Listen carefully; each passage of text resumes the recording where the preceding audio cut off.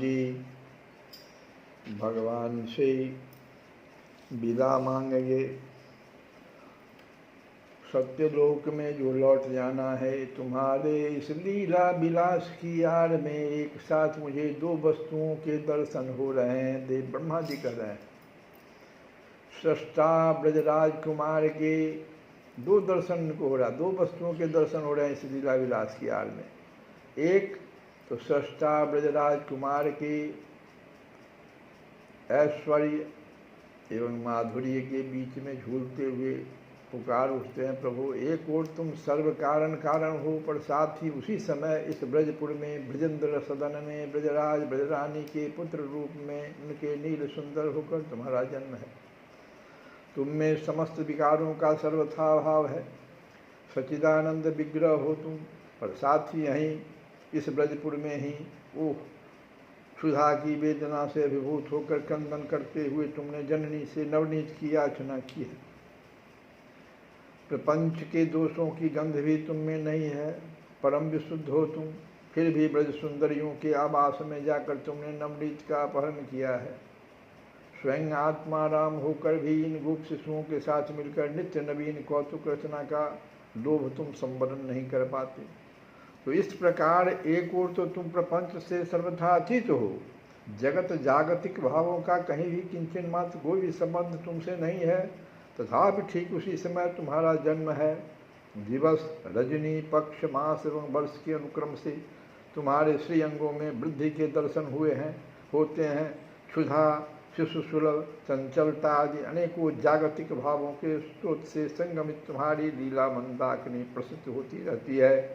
विश्व के इन समस्त भावों के अनुरूप ही तुम सदा अपने लीला विलास का विस्तार करते रहते हो। ऐसा इसलिए नाथ कि अपने स्वजनों के प्रति तुम में क्या है, अपरिसीम कृपा भरी है, इसलिए तुम ऐसा करते हो। और इसलिए जो एकमात्र तुम्हारे ही पाद पद्मों के आश्रित है, तुम्हारे चरण सरोरू की शीतल छाया में ही जिनका नित्य निवास है, उन अपने निजजनों को शरणागत भक्तों को अपरिसीम अनंत आनंद का दान करने के लिए ही तुम्हारी यह सब रचना है। उनका नित्य निरंतर आनंद संवर्धन करते रहने के लिए ही तुम सर्वथा इस प्रपंच का इस जगत में भूतल पर अवतरण है। प्रापंचिक लोक व्यवहार का लीला विलास का विस्तार है विभु।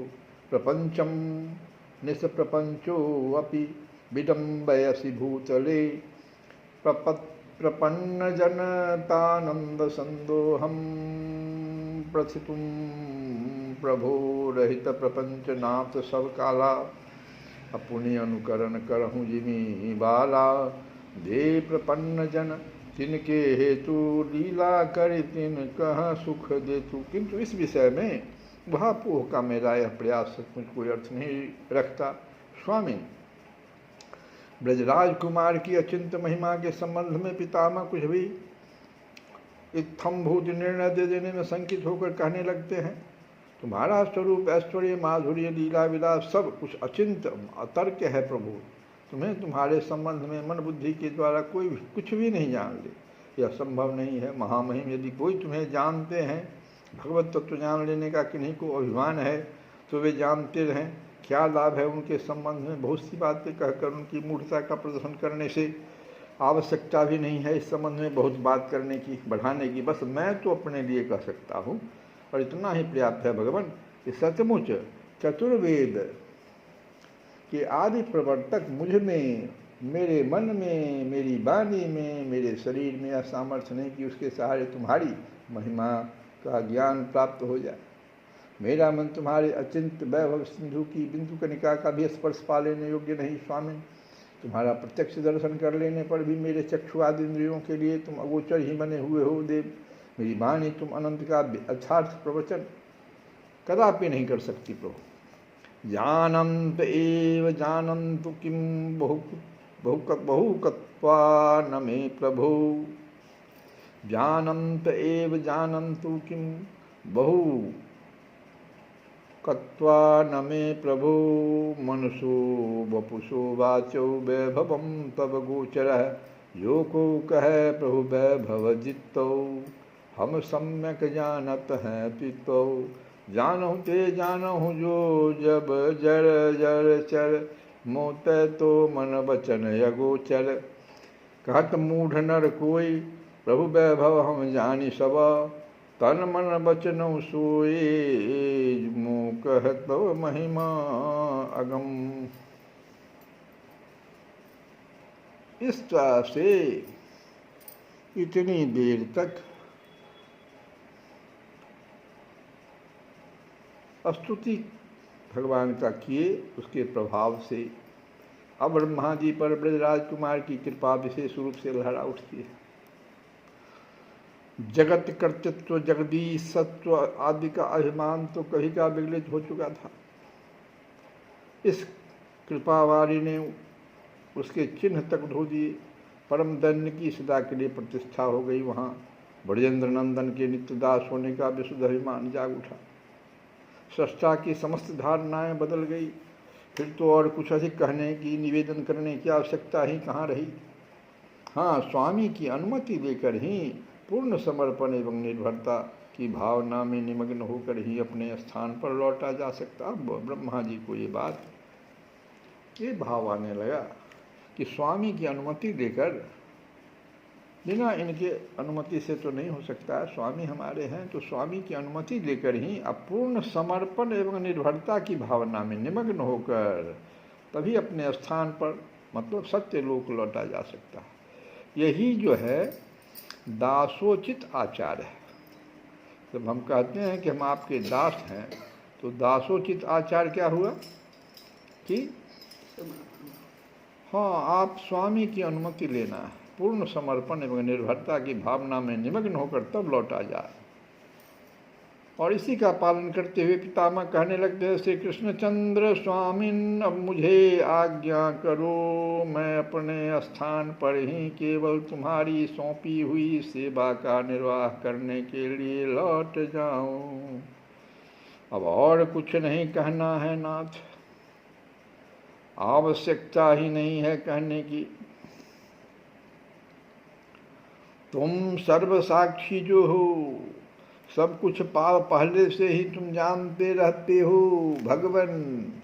साथ ही यह समस्त परिदृश्यमान जगत तुम में ही तो अधिष्ठित है विभो। एकमात्र जगन्नाथ तुम ही तो हो, मेरे स्वामी भी तुम ही हो श्री कृष्णचंद्र। आज तक की मेरी ममतास्पद अहंतास्पद वस्तुएं, मेरा जगत, मेरा या शरीर, सब कुछ तुम्हें ही समर्पित है। मेरे परम आराध्य, तुम्हारी ही वस्तुएं तुम्हें अर्पित है भगवान। अब आगे मुझे दास के लिए मेरे शक्ति सामर्थ्य अधिकार के अनुरूप सर्वोत्तम व्यवस्था तुम स्वयं अपने आप करोगे ही नाथ। तुम्हारी वस्तु तुम्हें अर्पित है, यही तो भाव होता है जब भोजन अर्पित करते हैं तो तुम्हारी वस्तु तुम्हें अर्पित है हे भगवान।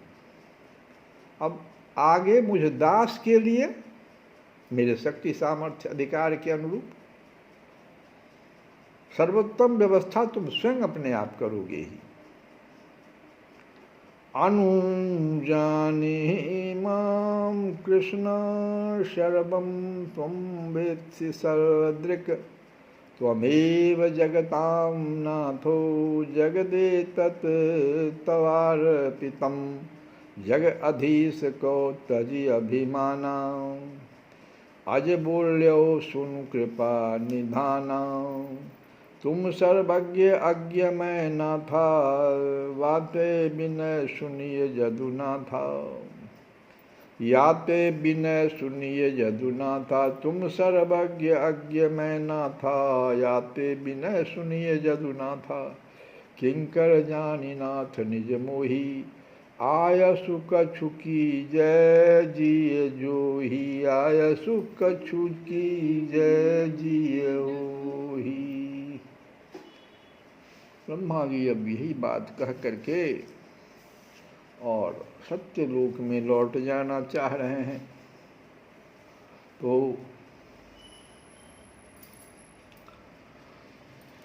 चरणों में शीश झुकाता हूँ और सविनय विनय सुनाता हूँ। चरणों में शीश झुकाता हूँ और और सविनय विनय सुनाता और सविनय विनय सुनाता हूँ और सविनय विनय सुनाता कर देना भव से नैया पार हमारी, मैं आया शरण तिहारी।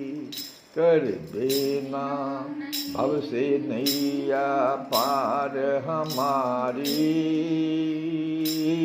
मैं आया शरण तिहारी। गोवर्धन धारी मैं आया शरण तिहारी। गोवर्धन धारी मैं आया शरण तिहारी। श्री कृष्ण गोविंद हरे मुरारे, हे नाथ नारायण वासुदेव।